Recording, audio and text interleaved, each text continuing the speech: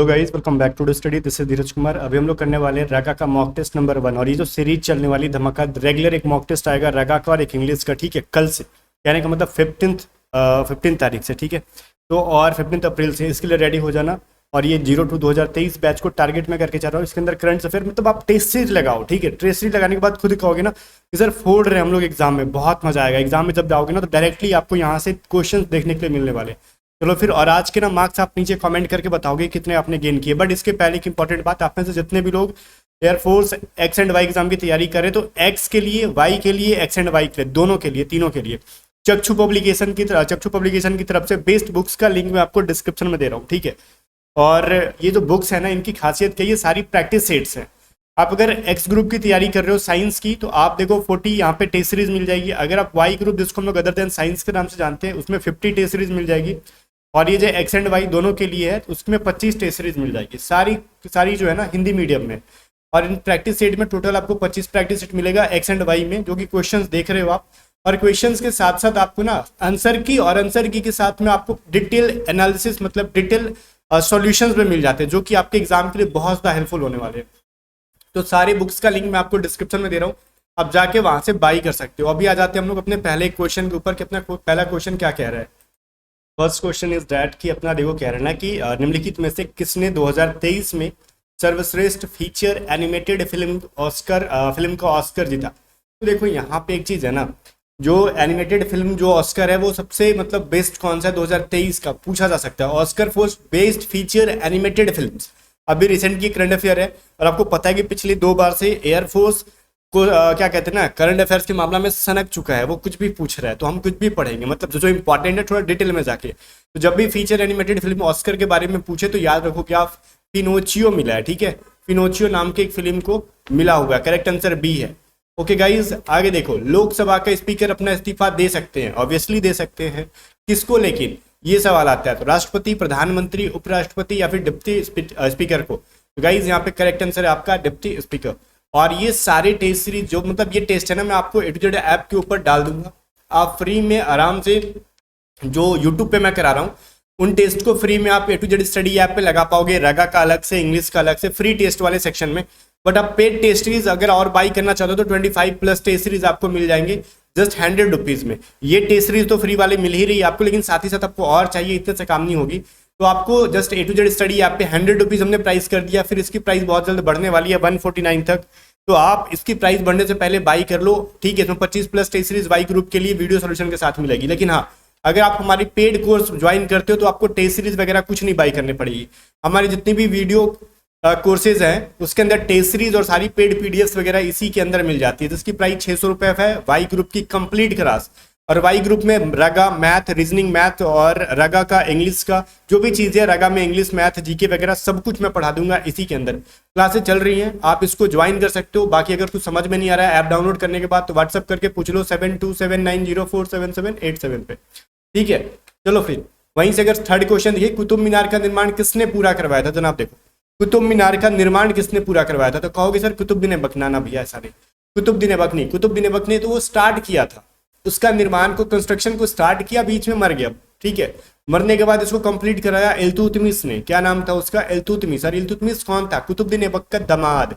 और दामाद के अलावा कहा जाए तो पहले ये गुलाम भी रह चुका था इल्तुतमिश इसका, ठीक है। तो ये जो चीज है, और कुतुबुद्दीन ऐबक जो था गौरी का क्या था, ये मतलब ये गुलाम वंश से थे ना, तो सारे गुलाम थे एक दूसरे के। जैसे ये गौरी का गुलाम, ये गौरी, फिर इल्तुतमिश जो है आपका कुतुबुद्दीन ऐबक का गुलाम, इस तरीके से चल रहा था, ठीक है। और फिर बाद में एक दूसरे को दामाद वामाद बनाते चल गए लोग। आगे देखो, केली गोपाल किस राज्य का लोक नृत्य है। तो जो केली गोपाल है ना, ये बहुत वीवीआई क्वेश्चन है, किस स्टेट का है। तो आपको याद रखोगे ये जो है आसाम का है। कहाँ का है, आसाम का फोक डांस है। बहुत वीवीआई क्वेश्चन है, अगली बार पूछा जाएगा, पूछा जा सकता नहीं है, पूछा जाएगा, मैं कंफर्म कह रहा हूँ। दांतों में निम्नलिखित में से क्या होता है, बताओ। दांत के अंदर क्या होता है, प्रोटीन, कैल्शियम, कार्बोहाइड्रेट, मिनरल। तो ऑब्वियसली दांत हमको लगता है कि हड्डी का बना हुआ है, ठीक है, जिसके अंदर मेनली हमको कैल्शियम देखने के लिए मिल जाते हैं। करेक्ट आंसर क्या है, कैल्शियम। ओके सर, आगे देखो, 6 नंबर है, एपीबीएस का फुल फॉर्म क्या है। एपीबीएस बहुत बढ़िया सा क्वेश्चन है, इस बार आने की बहुत ज्यादा संभावना है इसकी, क्योंकि पिछली बार की फुल फॉर्म देखते हुए मैंने अपने आप को थोड़ा सा अपडेट कर लिया है, ठीक है। तो एपीबीएस का फुल फॉर्म पूछ सकता है आपसे, इसका फुल फॉर्म होता है क्या, आधार पेमेंट्स ब्रिज सिस्टम। आधार पेमेंट ब्रिज सिस्टम जो है इसका करेक्ट आंसर है। ओके सर, आगे देखो, एक लास्ट करंट अफेयर है, एक्सरसाइज कोप इंडिया 2023, एक जो है ना डिफेंस एक्सरसाइज है ना, कोप इंडिया 2023, मतलब कोप इंडिया के नाम से जाना जाता है इसको। कोप इंडिया 2023 खबरों में है, यह भारतीय वायुसेना और किसके बीच की द्विपक्षीय बायलैटरल मतलब वायु अभ्यास है। बताओ, इंडिया और किसके बीच की? फ्रांस की वायुसेना के साथ, भारतीय सेना के साथ, या फिर ऑस्ट्रेलियन वायुसेना के साथ, या फिर संयुक्त राज्य वायुसेना के साथ। तो कोप इंडिया जो है ना, इंडिया और यूएसए की वायुसेना के साथ, मतलब एयरफोर्स के साथ होने वाली एक डिफेंस एक्सरसाइज है, तो इस चीज को आप याद रखोगे। ओके सर, आगे देखो, अगला एक मैथ का क्वेश्चन है कि एक 250 मीटर लंबाई की ट्रेन 350 मीटर लंबाई के प्लेटफॉर्म को 50 सेकंड में पार कर जाती है, तो 230 मीटर की लंबाई के प्लेटफॉर्म को वह कितने समय में पार कर जाएगी? चलो वीडियो को रोक के आपने खुद से दिमाग लगाओ, मैं डायरेक्टली सॉल्यूशन पे आता हूँ, क्योंकि ये लाइव क्लास तो है नहीं कि मैं रुक रुक के आपको टाइम दूँ, और थोड़ा सा मैं स्पीड में ले जा रहा हूँ ताकि वीडियो बड़ा ना मिले और कंटेंट बढ़िया मिले आपको। ठीक है, तो आप इसको स्लो करके चला लो, सारा सेटिंग यूट्यूब आपको देता है। आगे देखो, 250 मीटर की ट्रेन है ना, तो डिस्टेंस बराबर क्या होता है? स्पीड इनटू टाइम, और डिस्टेंस में क्या आ जाएगा मेरे को बताओ? ट्रेन की लंबाई प्लस में ब्रिज की लंबाई, और स्पीड इनटू टाइम। तो ट्रेन की लंबाई क्या है? 250 मीटर लंबी ट्रेन, और प्लेटफॉर्म है, यहाँ पे ब्रिज नहीं है, प्लेटफॉर्म है, तो प्लेटफॉर्म की लंबाई कितनी है? 350। स्पीड नहीं पता अपने को, तो रहने दो, और 50 सेकंड में पार कर रही है, तो ये कितना हो जाएगा? 600। ठीक है, बराबर स्पीड इंटू 50, तो स्पीड बराबर क्या हो जाएगा? 12 मीटर पर सेकेंड, कटा दोगे तो। ठीक है, तो स्पीड जो है ना, यहाँ पे हमने क्या किया, 50 से ना 600 को डिवाइड मार दिया, तो स्पीड मिल गया। स्पीड जो हमको मिल गई, ट्रेन की जो स्पीड है 12 मीटर पर सेकेंड। अब मान लो ट्रेन की स्पीड पता चल गई, तो कह रहे ना कि वो 230 मीटर लंबाई के प्लेटफॉर्म को कितने मतलब प्लेटफॉर्म को ट्रेन कितने समय में पार करेगी? तो सेकंड जो सिचुएशन कह रहा है। अब डिस्टेंस बराबर स्पीड इंटू टाइम, तो अभी देखो ट्रेन की लंबाई 230 मीटर है, नहीं, प्लेटफॉर्म की लंबाई 230 मीटर, और ट्रेन की लंबाई तो वही थी 250 मीटर, और इस बार प्लेटफॉर्म चेंज हो गया है। टाइम अभी नहीं पता, स्पीड पता है अपने को 12। ठीक है, तो टाइम बराबर क्या हो जाएगा? तो वो जोड़ दो, 480 बटा में 12। ठीक है, तो इतने टाइम में ये पार करेगा, ये हो जाएगा 40 सेकंड में इसको पार कर जाना है। 40 सेकंड क्या है? ऑप्शन नंबर सी के अंदर है। क्लियर है? आगे देखो,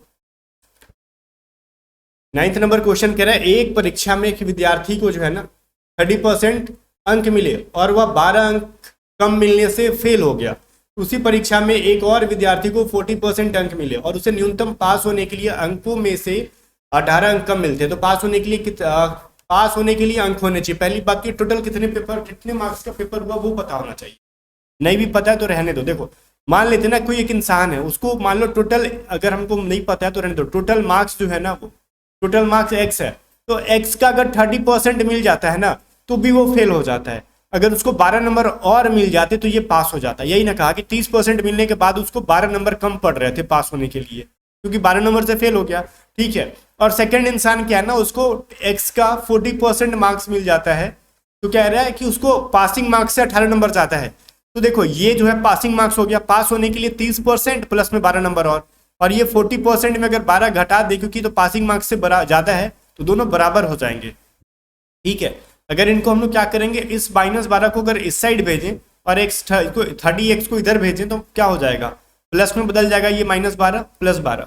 ठीक है, ये क्या हो जाएगा 40x/100। अब ये माइनस में हो जाएगा ना 30x/100, ये क्या हो जाएगा 10x हो जाएगा, और ये 24 बराबर 10x/100। तो x की वैल्यू क्या हो जाएगी, x की वैल्यू हो जाएगी 240। टोटल कितने नंबर का पेपर था, 240।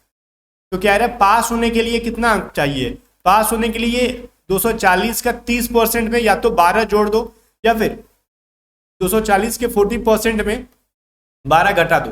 तो पासिंग मार्क्स कितना होगा गाइस, 240 के 30% में, ठीक है, आप 12 जोड़ दो या फिर 12 घटा दो, कुछ भी कर सकते हो। तो हम 0 कर लेते हैं। ठीक है, तो ये कितना हो जाएगा,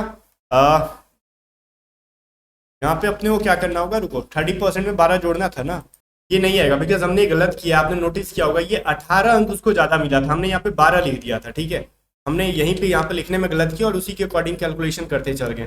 यहाँ पे 18 करना था, 18 नंबर घटाना था, और यहाँ पे भी अब ये माइनस जो है ना, ये देखो कट जाएगा, हमने यहीं से गलत कर दिया। आपने अगर नोटिस किया होगा तो ठीक है। तो ये कितना हो जाएगा, मेरे को लगता है 30 हो जाएगा। ठीक है, 30 बराबर 10x/100, ये 0 कट के x बराबर हो जाएगा 300। टोटल मार्क्स हो गया आपका 300 हो गया। तो ये 300 का 30% में 12 जोड़ना था। यहाँ पे हमने जल्दीबाजी में नोटिस नहीं किया।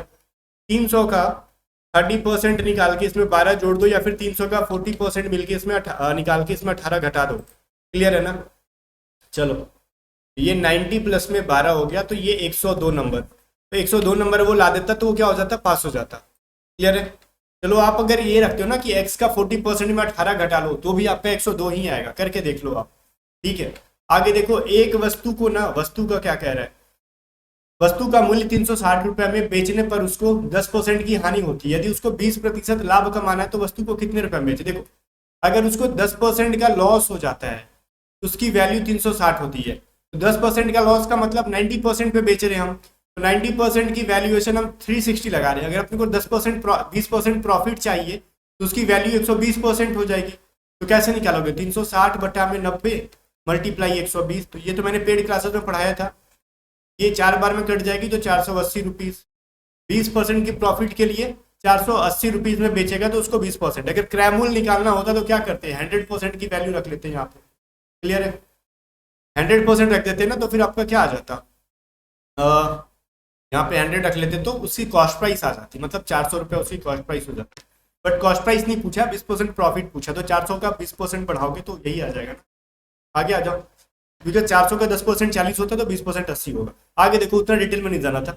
ये कुछ व्यक्ति किसी काम को 15 दिन में करते हैं। यदि 15 व्यक्ति अधिक होते तो काम करने में 3 दिन कम लगता। मान लेते हैं ना, तो शुरू में कितने व्यक्ति थे, शुरू में नहीं पता, शुरू में x आदमी थे, क्योंकि 15 दिन में उस काम को कर सकते थे। क्लियर है? अब ये क्या है ना, सेम काम को अगर हम 15 आदमी बढ़ा देते हैं, तो पहले x थे, अभी 15 आदमी बढ़ा देंगे तो पहले से 3 दिन कम लगेगा। तो पहले 15 दिन लगता है, तो 3 घटा लोगे तो कितना दिन बचेगा, तो 15 में 3 घटा दोगे 12 दिन बचेगा। क्लियर है? तो 3 बचे 15 और ये 3 चक्का 12। हिंदी में बोले तो ये 5x 4x एंड 15 को 4 से मल्टीप्लाई कर लो, 60 हो जाएगा, 60 हो जाएगा, x बराबर 60।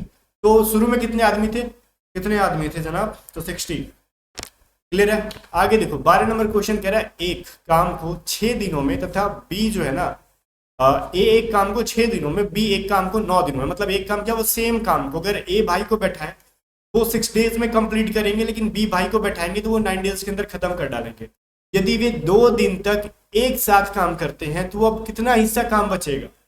यदि वे 2 दिन तक एक साथ, मतलब क्या करें ना, 2 दिन तक एक साथ काम करेंगे। सुनो, पहली बात तो वो कंप्लीट कितने दिन में काम को कर सकते हैं ये बताओ। तो ये निकालोगे ना, 6 × 9 और 6 प्लस में 9, तो ये तरीका है क्या, तो ये 3 से कटेगा 5 बार में, ये हो जाएगा 27 बटा में 3 2 हो गया ना, तो 18/5 हो जाएगा। 9 को कटाते 18/5 हो जाएगा। तो पूरा काम को ये 18/5 दिन में करेंगे। बट ये कह रहे 2 दिन काम, तो 2 दिन में कितना काम करेंगे, तो इसको उल्टा करके आप उल्टा नहीं भी करोगे ना, तो या सीधे आप 1/2 से मल्टीप्लाई कर लो, आंसर आ जाता है आपका। या फिर सुनो, मैं आपको डिटेल में समझा देता हूँ। यहाँ पे क्या है ना कि देखो, पूरा काम को 18/5 दिन में खत्म कर सके, तो ये तो डेज है ना, ये डेज है, बट वर्क कितना कंप्लीट हुआ, ये 5/18 वर्क कंप्लीट किया। ठीक है, तो ये 2 डेज में कितना काम खत्म करेंगे, तो 2 डेज में 10/18 काम खत्म करने वाले। ठीक है, तो 2 डेज में 10/18, तो अभी कितना बचा है, टोटल एक काम था ना, तो 1 में से अगर 10/18 को माइनस करा दोगे तो बचेगा क्या आपका, 18 - 10 8/18 बच जाएगा, जिसको हम लोग कहते हैं अपनी भाषा में 4/9। तो इतना काम बचा हुआ है। करेक्ट आंसर क्या है, ऑप्शन नंबर बी ही है। ठीक है, तो ये जो तरीका था इस तरीके से बना सकते थे, बट इतना ना खिचड़ी नहीं करना अपने को, बस ये सभी चीजें ना थोड़ा सा स्पीड में करना है। मेरे को तो समझाना, तो मैं ये सब फालतू की चीजें लिख रहा हूँ, बट ये लाइन तो साफ लिखने वाली चीज ही नहीं है एग्जाम में, वो चीजें माइंड में की जा सकती है। ठीक है, मेरे को समझाना तो मैं लिख रहा हूँ, आप ये सब लिखने की कोशिश मत करना, कोशिश करो कि जितनी चीजें माइंड में हो जाए बेटर रहेगी, कैलकुलेशन फास्ट करो।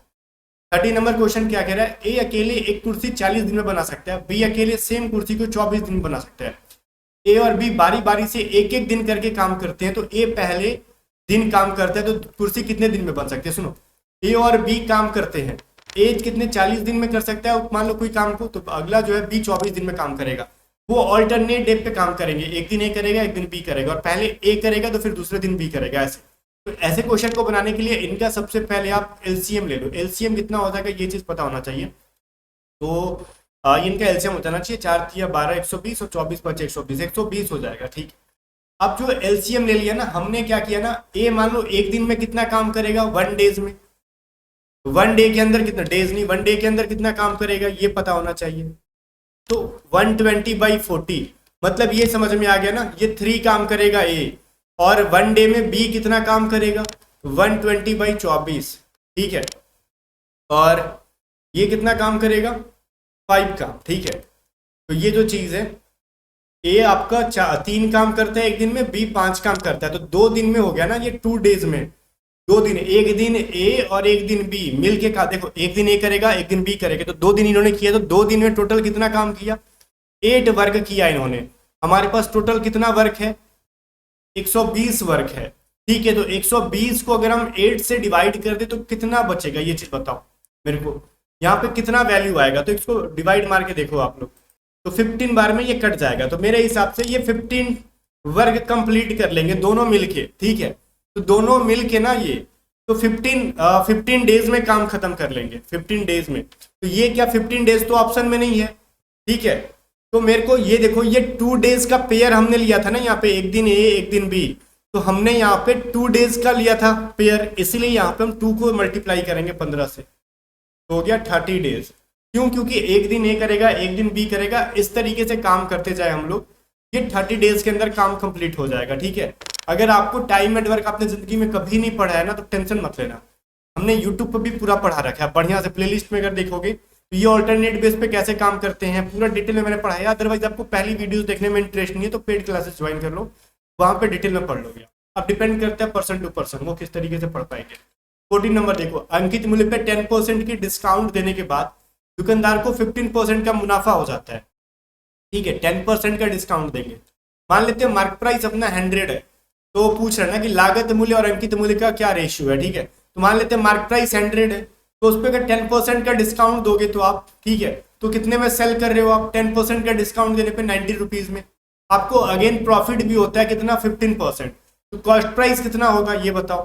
कॉस्ट प्राइस हमको नहीं पता है, तो फिर कैसे करें, क्योंकि लागत मूल्य मतलब कॉस्ट प्राइस और अंकित मूल्य का रेशियो पूछ रहा है आपसे यहाँ पे। तो कॉस्ट प्राइस ना अपने को जब पता नहीं होता तो एक चीज कर लेते हैं, पता है क्या, कॉस्ट प्राइस को एक्स मान के ना, देखो ध्यान से, एक्स मान के एक चीज रख लो, एक्स पे जब हमने 15% का प्रॉफिट कराया तो उसकी वैल्यू क्या हो गई 90 रुपीज बन रही थी, यही ना, ठीक है। अब इनको सॉल्व करके देखो, आपका एक्स की वैल्यू आ जाएगी, या फिर इतना लंबा ले जाने से कोई फायदा नहीं है, आंसर ऐसे भी आ जाएगा, ठीक है। कॉस्ट प्राइस निकालोगे फिर मार्क प्राइस का आप वो रखोगे रेशियो, लेकिन बहुत लंबा जा रहा है, एक लाइन में इसको हम लोग सॉल्व करते हैं। मेरे माइंड में अचानक से सेकंड मेथड आ गया।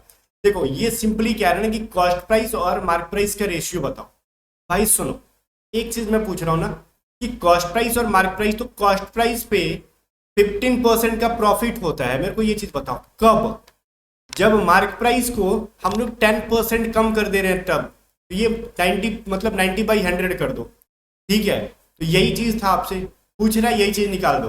तो सीपी ये 100 कट जाएगा ना, तो सीपी बाई एमपी बराबर क्या हो जाएगा 90/115, ठीक है। तो यहां से घटा लो, 5 के टेबल से घटाओगे 18 बार में और ये घटाओगे 23 बार में, तो 18:23 आ गया। ये तरीका काफी बेटर लगा, ऑप्शन में यही है ना भाई, हाँ ए नंबर सही है। ये तरीका मेरे को बहुत अच्छा लगा, इस तरीके से बनाएंगे, बिकॉज अचानक से माइंड में आएगी चलो इस तरीके से कर लेते हैं रेशियो वाले मेथड से, तो जल्दी आ जाएगा। कॉस्ट प्राइस में देखो 15% का प्रॉफिट कह रहे हैं, 15% का प्रॉफिट मतलब कॉस्ट प्राइस 15% बढ़ा दो, उसी को नो प्रॉफिट कहते हैं। कब, जब मार्क प्राइस को 15% 10% घटा दो। तो बस जिसने क्वेश्चन ने जो बोला मैंने वही कर दिया और मेरा आंसर आ गया, कुछ नहीं करना था। आगे देखो 15 नंबर कह रहा है एक थैली में 7 लाल और 4 नीली गेंदे हैं, ठीक है। तो 2 गेंदों को प्रतिस्थापित किया जा रहा है, मतलब रिप्लेस किया जाता है उसको, ठीक है। तो आप या फिर आगे थोड़ा सा शुद्ध हिंदी है, पढ़ने में प्रॉब्लम होगा। प्रतिस्थापित के साथ यादृच्छिक रूप से निकाला जाता है, तो अलग अलग रंगों वाली गेंदों के प्राप्त करने की प्रायिकता क्या, मतलब ये प्रोबेबिलिटी के क्वेश्चन है। तो सबसे पहले सुनो, 2 थैलियां मान लेते हैं, थैले भाई 2 थैले ऐसे जैसे भी हो, एक में क्या है रेड है और एक में क्या है ब्लू है, कुछ भी हो बॉल है। अब क्या है ना कि 2 गेंदे प्रतिस्थापित करती है, अब इसमें के 2 गेंद हटाओ और इसमें के 2 गेंद हटाओ, ठीक है। जिस भी कलर से प्रतिस्थापित करो उससे मतलब नहीं है, रिप्लेसमेंट की जो भी कलर हो रहा है, लेकिन 2 बॉल को हटाना होगा। तो पहली बात तो ये रेड वाला हमने हटाया ना, तो रेड वाला हटाने की प्रायिकता क्या होगी ये मेरे को बताओ। टोटल बॉल कितना है यहाँ पे, टोटल बॉल कितना है, टोटल बॉल 7 + 4 11, तो रेड वाली हटाने की प्रायिकता क्या हो जाएगी, पहली बात तो ये 7 रेड वाली की 7/11 है और ब्लू वाले की प्रायिकता कितनी है 4/11 है। क्लियर है ना? तो ये चीज समझ में आनी चाहिए आपको। तो यहाँ पे प्रायिकता पूछ रहा है अगर दो दो बॉल को हटाएं तब दो दो बॉल को हटाने की प्रायिकता क्या हो जाएगी। पहली बात तो रेड एंड ब्लू की जो मतलब प्रायिकता टोटल की होगी रेड एंड ब्लू की वो क्या हो जाएगी 7/11 4/11। अब दो दो का कह रहा है आपसे कुछ नहीं करना 7 चक्के 28 दूनी 56 बटा में 121। क्लियर है? ऑप्शन में है किसमें बी में। ठीक है ये आसानी से आ गया आपका। ये 28 कुछ लोग 28/121 कह रहे हो 28/121 तो गलत है क्योंकि वहां पे दो दो बॉल को प्रतिस्थापित किया जा रहा है। क्लियर है? आगे देखो ये प्रोबेबिलिटी मैं यूट्यूब पर भी पढ़ा दूंगा टेंशन मत लेना। थोड़े से लड़कों को एक्टिव होने दो। उधर मैं 10 दिन तक क्लासेस नहीं हो पाई मेरे इंटरनेट बैन होने की वजह से तो सबको लगा कि मैंने पढ़ाना छोड़ दिया। ठीक है ना? ये देखो क्या है ए सी डैश ऐसे क्वेश्चन को कैसे बनाते हैं यहाँ पे ध्यान से देंगे ज़्यादा दिमाग नहीं लगाते। मैं पेन की कलर चेंज कर लेता हूँ। कहाँ गया भाई? रुको पेन की कलर मैं चेंज कर लूँ बिकॉज वो रेड से लिखा हुआ और मैं भी रेड से लिखूँ तो फिर मज़ा नहीं आएगा। कहाँ जा रहा है मेरा? देखो ये है ना कि ए सी के बाद कह रहा है तो एक चीज बता ए सी के बाद क्या लिखा हुआ है यहाँ पे ए सी के बाद ए लिखा हुआ है मतलब आपको यहाँ पे ए भर देना है। क्या भर देना है? ए भर देना। फिर कह रहे ना कि ए बी के बाद कुछ भरना है अपने को तो यहाँ पे ए बी के बाद मतलब सी ए बी के बाद क्या भरना है। ठीक है तो ये थोड़ा सा प्रॉब्लम वाली चीज है। तो यहाँ पे ये समझ में आ रहा है ना कि सी ए बी है मतलब ए बी के पहले क्या है ए बी के पहले क्या है सी आ रहा है यहाँ पे। तो यहाँ पे ए बी के पहले अगर हम सी भर देते हैं तो शायद कुछ मिल जाए सी ए बी और फिर सी ए बी उसके बाद फिर यहाँ पे ए मिला है तो यहाँ पे हम ए भर देते हैं तो यहाँ पे डबल ए और सी मिल रहा है। और मतलब ए बी ए के बाद क्या मिल रहा है देखो ए बी ए के बाद अपने को इधर क्या मिला है बी मिला है यहाँ पे बी भर दो। तो हमने डबल ए सी बी कहाँ पे है डी के अंदर है। ठीक है तो करेक्ट आंसर डी है आपका। इसमें कुछ बदलने वाली चीज नहीं थी ये तो डायरेक्टली इसको देख के समझ में आ जाता। आगे देखो अंग्रेजी वर्णमाला में बाएं से पांचवें तथा 19 अक्षर के पांचवें तथा 19वें अक्षर के मध्य कौन सा आता है। ठीक है लेफ्ट का मतलब इधर से कहते हैं मान लो ये लाइन है तो ये राइट है और ये लेफ्ट है तो ए बी सी डी लिखोगे ना ऐसे ए बी सी डी इस तरीके से काउंट करेंगे तो ये जो इधर से 5वें नंबर पे क्या आता है 5th और फिर कह रहे हैं ना 19th तो 5th नंबर पे क्या आता है A B C D E. ठीक है तो खैर ये तो लिखने वाली चीज नहीं है मेरे हिसाब से। कह रहा है 5वें और 19वें के मध्य में कौन आएगा तो इनका मध्य में पूछ रहा है तो इनका आप एवरेज निकाल दो 5 + 19 का एवरेज निकाल दो। ठीक है तो ये हो जाएगा 24/2 मतलब 12 नंबर पे कौन सा होता है के 11 होता है तो एल 12 नंबर पे होता है तो एल नंबर 12। एबीसीडी लिखने से अच्छा था कि आप इनका जो कह रहे हैं ना लेफ्ट साइड से तो लेफ्ट साइड तो हमारा एबीसीडी का सीरीज ही होता है उधर से लिख लो। तो 12वें नंबर पे 5वें नंबर पे 5 होता है मतलब 5वें नंबर पे क्या होता है उसे मतलब नहीं 5th एंड 19th का बीच का पूछ रहे ना तो बीच का मतलब वही एवरेज पूछ रहे तो बीच का निकाल दिया कहानी खत्म।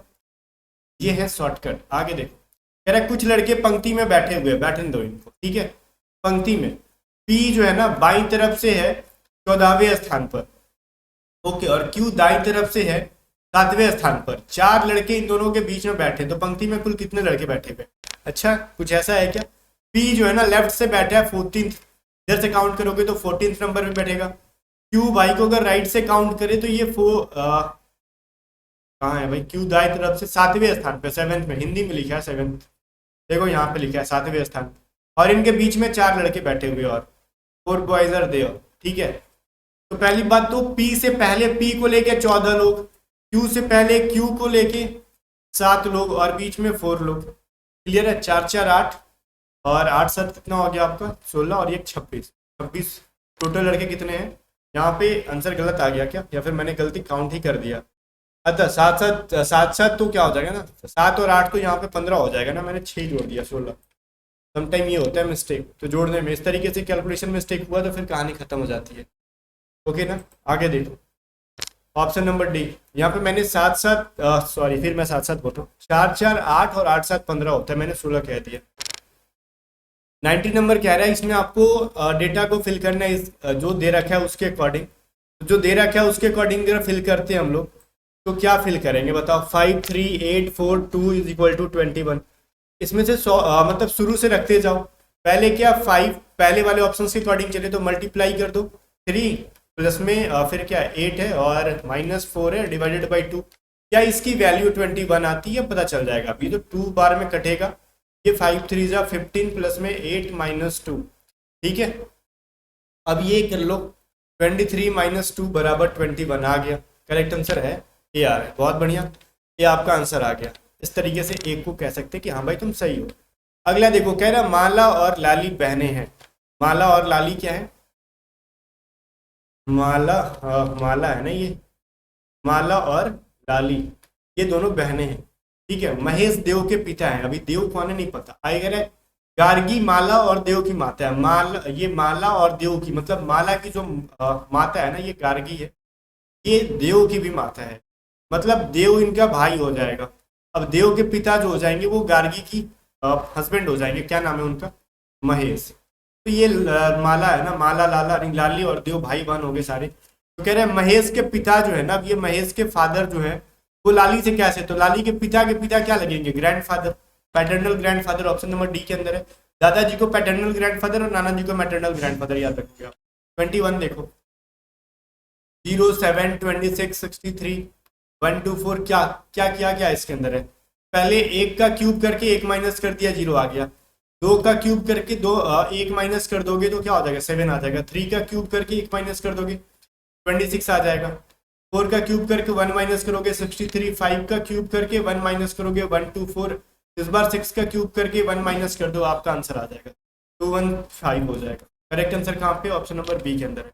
आई होप गाइस आपको समझ में आ गया होगा ये चीज, इसमें कोई गड़बड़ नहीं होगी। आगे देखो 22 नंबर क्वेश्चन कह रहा है संगीता अपने चाचा के घर से उत्तर पश्चिम दिशा में 45 मीटर जाती है। चाचा जी के घर से उत्तर पश्चिम में जाती है, तो उत्तर पश्चिम क्या होता है? ये वाला होता है, ये नॉर्थ एंड वेस्ट के बीचों बीच निकलते हैं हम लोग। ये बीचों बीच निकालो, इनको 45 मीटर गई है। फिर वो अपनी सहेली से मिलती है और दक्षिण पश्चिम ये वाला साइड होता है, तो इधर मिला दो 45 मीटर फिर गई। और फिर यहाँ से बाएं, तो यहाँ से लेफ्ट मुड़ोगे तो किधर मुड़ोगे? तो इधर मुड़ जाओगे, ये लेफ्ट की तरफ चली, या फिर हमने साइड में रुको को छोड़ दिया। फिर वह दक्षिण पूर्व में भी जा रही है, ये तो दक्षिण पूर्व हमने यही बढ़ा दिया, ठीक ही बढ़ाया था। वैसे लेफ्ट मुड़ाते या फिर दक्षिण पूर्व सेम चीज था, तो दक्षिण पूर्व हमने मुड़ा दिया इनको 45 मीटर। और अपने यहाँ से लेफ्ट मुड़ेगी तो अब इधर मुड़ेगी। तो ये कौन सा डायरेक्शन होता है? तो ये वाला डायरेक्शन कौन सा है? North east. नॉर्थ ईस्ट कहाँ पे? ऑप्शन नंबर सी के अंदर है। क्लियर है ना? चलो फिर वो नॉर्थ ईस्ट में जा रही है। तो डायरेक्शन का एग्जाम में बड़ा खतरनाक क्वेश्चन दे रहा है एयरफोर्स, संभल जाना, डायरेक्शन से प्रैक्टिस दबा के करना। इसमें नंबर ऑफ ट्राइंगल्स पूछ रहा है, कितने ट्राइंगल्स हैं। कुछ लोग ना मेरे हिसाब से दिमाग लगाते हैं ना कि नहीं देखो ट्राइंगल्स या फिर ऐसे फिगर वाले क्वेश्चंस को काउंट मत किया करो। काहे सर काउंट नहीं करने का पीछे रीजन? तो कहते हैं जो सबसे ज्यादा लिखा है ना बस 11, तो 11 आंसर कर दो, उसी में हो जाएगा काम गड़बड़, माइनस मिल जाएगा 0.25। ठीक है, ऐसा नहीं, काउंट करो। सबसे पहले तो एक बड़ा ट्राइंगल 1 हो गया, फिर एक 2 छोटे ट्राइंगल में है तो 3 हो गया, फिर 4 5 6, मतलब ये छोटे छोटे 3 ट्राइंगल है, तो 6 ट्राइंगल तो ऐसे हो गए। उसके बाद देखो ये ट्राइंगल 7, ये ट्राइंगल 8, फिर देखो ये एक ट्राइंगल 9, और फिर यहाँ से एक ट्राइंगल 10। बात समझ में आ गया? टोटल 10 ट्राइंगल है, इसके अलावा कुछ नहीं है यहाँ पे। आगे देखो, अब कह रहा मेटाफोर को अगर हम ऐसे लिखते हैं EMATHPRO लिखते हैं, तो नॉर्मल को कैसे लिखेंगे? वीडियो को रोक के दिमाग लगाओ, कुछ नहीं किया गया, मैं डायरेक्टली आंसर पे आता हूँ। ME को उल्टा कर दो, फिर TA को उल्टा कर दो, फिर PH को उल्टा कर दो, फिर OR को उल्टा कर दो। तो वही नॉर्मल में करना आपको, 2 को उलटते जाओ, ON MR LA, जिस तरीके से पिछले क्वेश्चन में किया वही काम कर दो। कहाँ पे है भाई, किस ऑप्शन में है? LA, ऑप्शन नंबर सी में दिख रहा है क्या? हाँ सी में ही है, बहुत बढ़िया। आगे चलो 25 नंबर कह रहा है 4 मित्र जो है ना वृत्ताकार बैठकर ताश खेल रहे हैं, सर्कुलर एरिया में बैठा दो इनको, ताश खिला दो बिठा। हाँ भैया ताश खेलते हैं। राम जो है ना दाई तरफ है शंकर के, राम जो है ना ये शंकर के दाई तरफ है, तो यहाँ पे अगर शंकर होगा तो राम इधर होंगे। फिर कह रहा है अरविंद जो है ना बाई तरफ है गोपाल के, तो अगर 2 लोग और बैठाओगे तो गोपाल को इधर बैठाएंगे तो इनका लेफ्ट हो जाएगा इधर, तो इधर तो पॉसिबल ही नहीं है क्योंकि यहाँ पे बैठा हुआ पहले से। ठीक है, 4 सीट ही है, तो गोपाल को अगर यहाँ हम लोग बैठाते हैं तो इनके कहाँ है भाई? रुक जाओ, एक चीज मैं बोल रहा हूँ, यहाँ पे गोपाल को यहीं पे बैठेगा, तभी उसका लेफ्ट में भेजना है ना, गोपाल के अरविंद के बाई में भेजना है, तो अरविंद को ना यहाँ बैठा दो, यहाँ पे गोपाल चला जाएगा। ठीक है, चलो तो कह रहा है कि निम्न में से कौन से युगल जो है भागीदार है। मतलब भागीदार का मतलब होता है ना क्या, पार्टिसिपेंट, मतलब पार्टिसिपेंट नहीं, मतलब वो कहते हैं ना कि 2 लोग का पेयर बनना। ठीक है, तो 2 मतलब कौन किसकी पार्टी में है, तो ये चीज आपसे पूछ रहा है। तो कौन किसकी पार्टी में, ये चीज़ आपको पता होना चाहिए। इसको पता करने के लिए सिटिंग अरेंजमेंट देखो पहले हमने ठीक से बैठाया है कि नहीं, तो हमने नहीं बैठाया, हमने पढ़ लिया यहाँ पे गलती। देखो कह रहा है अरविंद के बाईं तरफ गोपाल बैठा है, तो अरविंद के तो राइट साइड में गोपाल चला गया ना। देखो शुरू में हम लोग सही पढ़ रहे थे, बीच में फिर भटक गए इनका नाम के अकॉर्डिंग। यहाँ पे अरविंद और यहाँ पे गोपाल, तभी तो गोपाल के लेफ्ट में अरविंद बैठेगा। और रुको, इनका नाम में बड़ा कंफ्यूजन है यार, अरविंद और गोपाल में। तो मैं मिटा के फिर से बनाता हूँ, बिकॉज मैं बोल बोल के इनका नाम में कंफ्यूज हो जाता हूँ। ठीक है, होता है क्या ना कि शांत दिमाग से बनाना और एक बोल बोल के बनाने में बड़ा फर्क होता है कभी कभार।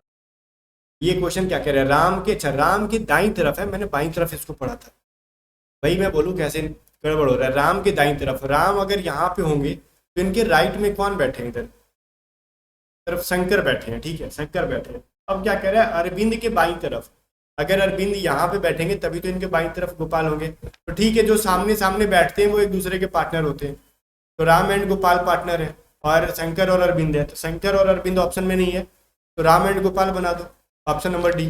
ठीक है, इस तरीके से इनको आंसर करो। देखो कभी कभार होता है जब बोल बोल के हम लोग पढ़ेंगे ना, तो वहाँ पे माइंड में नहीं आता कि हम क्या बोल रहे हैं। ठीक है, चलो अगला है, अगला जो है ना, इसका थोड़ा आंसर आपको दिख गया होगा। मैंने आंसर को हाइड कर दिया बिकॉज वो आपको दिखाना नहीं था, वो बाद में पीडीएफ में देने के लिए मैंने आंसर लिख दिया वो चीज़। अब पूछ रहा है इनमें से अगला सीरीज क्या हो जाएगा इनके बाद का। ठीक है, अगला क्या यूज़ करें। देखो वीडियो को रोक के दिमाग लगाओ, डायरेक्टली मैं सॉल्यूशन पे आता हूँ। देखो सबसे पहले क्या है ना, ये कॉर्नर में देखो मैं पेन का कलर रेड कर देता हूँ ताकि उसकी इंटेंसिटी ज़्यादा तो क्लियर दिखाई देगी। ये कॉर्नर में ये लाइन है, फिर देखो आगे यहाँ पे गया, उसके आगे यहाँ पे आ गया, उसके आगे यहाँ पे, उसके आगे अगेन ऊपर चला गया। तो जो स्टार्टिंग पॉइंट में था ना वही चीज़ फिर आ गया। तो स्टार्टिंग के बाद कहाँ था, ये नीचे आ गया था, तो ऑब्वियसली इस लाइन के इस कॉर्नर पे आंसर होगा, या तो 1 में होगा या फिर 4 में होगा। ठीक है, अब देखो स्टार्टिंग वाला फोटो और एंड वाला फोटो जस्ट सेम है एकदम, तो अब आगे भी ना सेकंड वाला फोटो और यहाँ का फोटो एकदम सेम होना चाहिए। तो सेकंड वाले फोटो की तरफ मैच करने वाला फोटो ऑप्शन नंबर ए में है, तो ऑब्वियसली आंसर ए ही होगा। वैसे भी आपको आंसर तो इसका पता चल गया था पहले ही, थोड़ा सा खतरनाक काम हो गया था।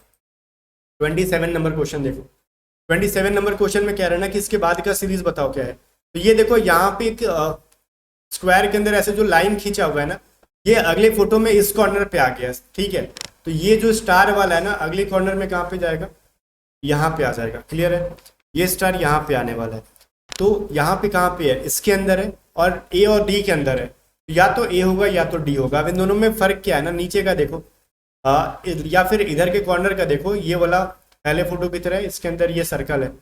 ठीक है, तो ये देखो ये जो इसके अंदर है ना, मैं दिखा रहा हूँ, ये वाला जो चार मतलब डबल स्क्वायर वाला कहाँ से आया, तो ये जो बीच में था ना वो अब लेफ्ट साइड ऊपर कॉर्नर में जाएगा। तो इसके बीच में क्या है, ये ऐसा फोटो है।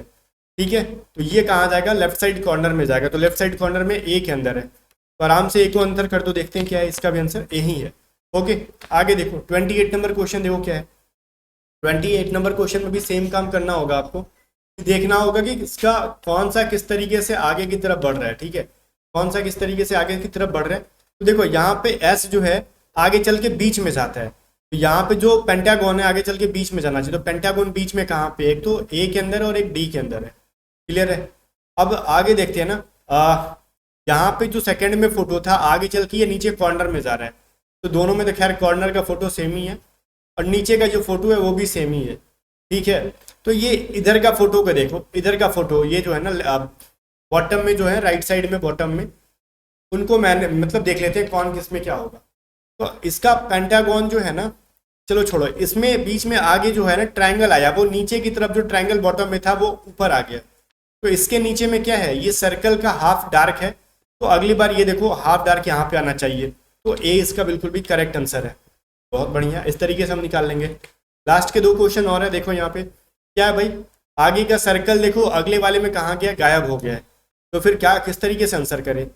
तो आंसर करने का एक तरीका है, ये जो एक स्क्वायर है आगे जाके नीचे चला गया, तो इसका जो बराबर का जो इक्वल का साइन है आगे जाके नीचे आएगा। ले सब में है, फिर ये तो सब में है, कोई दिक्कत नहीं है। इसके अलावा और क्या चीज़ सिमिलर है, इनका जो बीच का जो ट्रायंगल था ना वो लेफ्ट साइड कॉर्नर में आ गया, तो इनके जो बीच का टी है वो लेफ्ट साइड कॉर्नर में एक तो बी में है और एक डी में है, तो फिर किसको आंसर करें। और एक चीज़ खासियत, अब तो ये सर्कल जो है आगे जाके एंड हो गया, सर्कल नहीं है, हर बार दिख रहा होगा कुछ ना नया फिगर ऐड हो रहा होगा, जैसे इसमें सर्कल एंड करके हमने क्रॉस को ऐड किया, अगले वाले में भी हमने कुछ देखो ये स्क्वायर को एंड करके इस स्टार को ऐड किया, उसी तरीके से इसमें से कोई एक फिगर को एंड करके मतलब ये वाला फिगर को एंड करके एक नया फिगर ऐड करेंगे। तो नए फिगर की तरफ से देखा जाए ये फिगर तो एंड नहीं होगा बिकॉज दोनों के अंदर ये फिगर है। तो एंड किसको किया, स्टार को एंड कर दिया गया दोनों के अंदर। स्टार को एंड करने के बाद नया फिगर कौन सा आ रहा है, तो डी में नया फिगर आ रहा है बिकॉज सर्कल तो खत्म हो गया, पहले यूज हो गया सर्कल, तो इस बार डी ही बचा। देखते हैं डी ही अपना सही आंसर है। आगे देखो 30 नंबर क्वेश्चन है, क्या होगा देखो। पहली बार जो स्टार था ऊपर में वो नीचे की तरफ कॉर्नर में गया, तो इसका ये वाला जो फिगर है ना स्क्वायर उल्टा जो है वो नीचे की तरफ जाएगा। तो नीचे की तरफ कहाँ पे, एक तो सी में है, डी में और ए में भी है। बड़ी लोचा है यार इसका। देखो नीचे में दोनों में तीनों में सब सेम फिगर है, ठीक है। अब बीच में वाला फिगर देखो कौन सा आता है, इसमें बीच में कौन सा है, तो देखो इसका बीच वाला जो है ना, जो राइट साइड टॉप मतलब बॉटम में है ना वो बीच में चला जाएगा। तो राइट साइड बॉटम में क्या है, हैश का साइन है, वो बीच में जाएगा। तो हैश का साइन इसमें नहीं है, तो कौन कौन सा बचा था, सी एंड ए। सी एंड ए में से कोई एक होगा। तो यहाँ पे देखो कॉर्नर में जो फोटो है वो कौन सा है, तो इसका कॉर्नर का ये जो था ना, ये उल्टा बाल्टी की तरह जो फोटो था वो देखो उल्टा बाल्टी वाला फोटो जो है नीचे जा रहा है इसका।